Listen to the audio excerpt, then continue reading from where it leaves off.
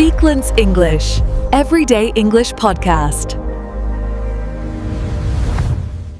Welcome back to Speaklance English, Everyday English Podcast. Today we're diving into something truly special. Lessons from Ramadan. Discipline, patience, kindness, forgiveness, and self-reflection. These lessons aren't just religious.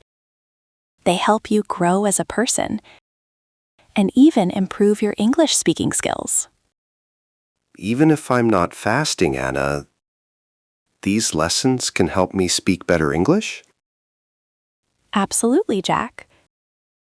Discipline, patience, and self-reflection are universal, whether it's practicing English, managing your day, or improving your habits. These lessons apply. Listeners, we want to hear from you. Tell us when you're tuning in. After iftar, during suhoor, while resting, or commuting. How are you practicing self-discipline, kindness, or forgiveness this Ramadan? Share your wins, struggles, or even mistakes. Your comments inspire us and help us create lessons that fit your daily life perfectly. Wow, I feel motivated already. Great. Let's begin with our first topic, understanding discipline. Jack, discipline is more than following rules. During Ramadan, it's about controlling impulses, waiting to eat, focusing on prayers, and being mindful. So it's like keeping practice, even when I feel shy or make mistakes in English? Exactly. For example, when you hesitate because you're afraid of mistakes, discipline is continuing anyway. Let's try a reflection. I guess I stopped practicing because I feel frustrated. I often think, maybe I'll try tomorrow. And that's normal. Discipline doesn't mean perfection. Try small, consistent steps. Today, just speak 5 sentences aloud, even with mistakes. That's progress. Okay, I'll try speaking about my day in English. Today, I practiced English. I listened to this podcast. I tried to speak slowly. Perfect. See how your reflection is already a mini practice? This is how Ramadan discipline mirrors English learning consistency. Fasting teaches you delayed gratification, waiting for bigger rewards. English learning works the same way. So I shouldn't expect to be fluent in 1 week? Exactly. Small daily efforts, even 10 to 15 minutes, accumulate over time. Let's try a mini reflection. Today, I will practice speaking 3 sentences without translating. Yes. That pause before translating strengthens your mental endurance. Notice how patience builds confidence. I feel nervous trying to speak without translating. And that's okay. Nervousness is normal. With repeated practice, your brain will start thinking directly in English, like you think about food and water while fasting. I get frustrated when I forget words or mispronounce them. Ramadan teaches emotional control. You accept discomfort without reacting. For English, try, "It's okay. I can try again." So instead of freezing, I just keep speaking? Exactly. Let's do a mini practice. Describe your feelings aloud. I feel frustrated when I forget words, but I will try again calmly. Perfect. You see, linking emotional control with self-expression in English makes learning easier. Discipline becomes a habit. Think of daily prayers or suhoor routines. Small, consistent efforts build long-term habits. So even 15 minutes daily is better than 1-hour sessions once a week? Exactly. And notice, daily practice reinforces memory, pronunciation, and confidence. Try to narrate your daily routine aloud. I wake up, have breakfast, practice English for 15 minutes. I review vocabulary, then I listen to this podcast. Beautiful. Even describing simple routines is practice, just like fasting teaches routine and focus. Ramadan emphasizes forgiveness, freeing the mind and letting go. Jack, do you sometimes blame yourself for English mistakes? Yes, I feel like giving up. Instead, try saying, "It's okay, I'm learning." Forgiving yourself reduces stress and improves focus. I'll say that when I make mistakes in speaking. It feels lighter. Exactly. Forgiveness and self-kindness improve both learning and mental health. How does kindness relate to learning English? Small acts, helping peers, practicing together, sharing progress, builds social confidence. I could explain a simple English tip to my friend after iftar? Perfect. Teaching others strengthens your own skill. It also makes me feel less alone in learning. Exactly. Community and kindness reinforce motivation. Jack, self-reflection is one of the most powerful tools. It's not just about what you learned in English today. It's also about how you handle challenges, mistakes, and your emotions. Try asking yourself, what went well today? Where can I improve? Should I do this aloud in English, Anna? Or just think in my head? Aloud is best. Speaking your thoughts out loud trains your mind and mouth together. For example, Today I learned 3 new words. I practiced speaking without translating. I still forgot some phrases, but I kept trying. exactly.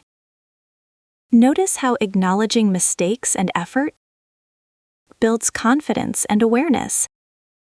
And listeners, this is a moment to pause, reflect on your own progress. Sometimes I feel frustrated because I repeat mistakes. But saying it aloud like this makes me less stressed and more motivated. Perfect. This habit transforms discipline into confidence, not just in English, but in life. Gratitude reshapes your mindset, Jack. During Ramadan, we feel grateful for food, water, and simple moments. For English learning, gratitude can shift how you respond to mistakes and challenges. So I could say aloud, I'm grateful for my family, my health, and the chance to learn English today. Exactly. And add the perspective. Even small improvements matter. This trains your brain to focus on progress, not perfection. I noticed when I'm grateful, I pause less, speak more confidently, and enjoy practice. Listeners, try this for 1 minute. Name 3 things you're grateful for. Then describe them aloud in English. See how it changes your focus and motivation. Jack, look around you. Name 5 objects in English without translating in your head. Table, lamp, cup, notebook, phone. Perfect. Now let's add reflection. Describe what you do with them. I use my notebook to write English words. I drink water from my cup. I check my phone for English lessons. Beautiful. Notice how many practice with reflection creates deeper learning. And listeners, try this after iftar or suhoor. When you're mindful and focused, it combines discipline, awareness, and practice. Anna, sometimes I feel isolated learning alone. It's hard to stay disciplined. That's why a learning community is so powerful. Practicing with friends or family reinforces habit. You encourage each other, share struggles, and celebrate progress. Maybe I can practice with my friend after iftar. We can correct each other gently. Exactly. And listeners, comment below. Share your practice time and tips. Knowing others are learning too builds accountability and discipline. Sometimes I freeze mid-sentence, Anna. I forget words or feel embarrassed. Let's tackle this step by step. Pause. Breathe. Then start with small bridging phrases like, let me think. I think, or I'm trying to explain. I tried that today. And surprisingly, I didn't panic. Exactly. This mirrors fasting. Sometimes you're tempted to eat early, but you control impulses patiently. Apply the same patience in English learning. Jack, patience is a hidden superpower. Progress is slow but steady. Even one sentence without translating is a win. I'll track small victories daily. Like today, I said 5 full sentences aloud without hand-waving. Yes. Celebrate these small wins. Over time, these steps compound into fluency and confidence. Listeners, think of your learning like fasting. Daily consistency matters more than one-time effort. Let's simulate a post-iftar chat. Friend asks, "What did you do today?" I practiced English, listened to a podcast, reflected on my habits, and planned tomorrow's practice. Perfect. Always expand with details, Jack. The more you add, the more natural it feels. Even adding 1 sentence extra makes my English sound smoother. Lessons from Ramadan aren't just about fasting. They apply to study habits, time management, and personal goals. I can commit to speaking 10 sentences aloud before suhoor every day. Yes, that's discipline applied practically. It feels motivating to set small, concrete goals like this. Jack, kindness isn't only for Ramadan. It improves communication.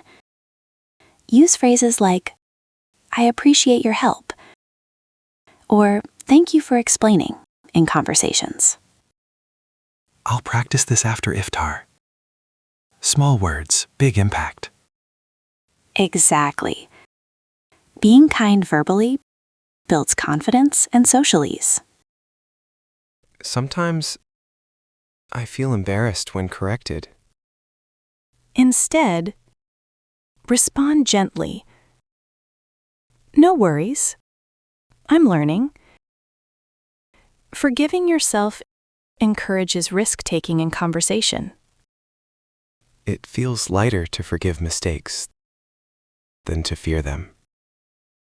Yes, and listeners, apply this mindset in real conversations today. Jack, Ramadan teaches persistence. Even small, consistent actions matter.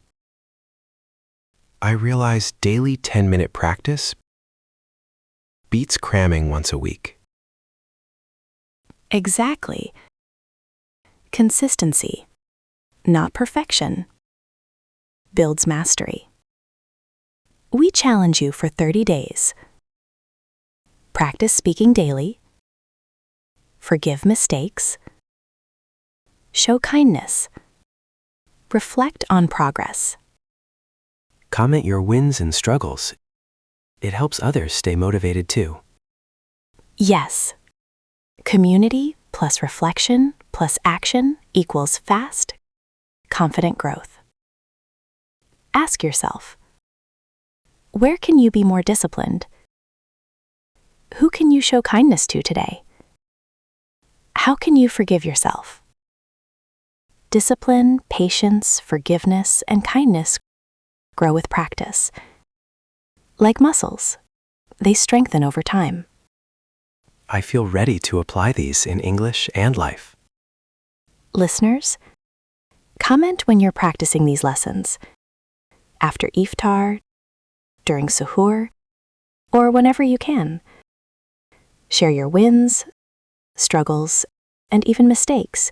We learn together. Subscribe to Speaklance English, Everyday English podcast. Share this episode. And remember, stop translating, start thinking, speak freely, and live with kindness and discipline every day.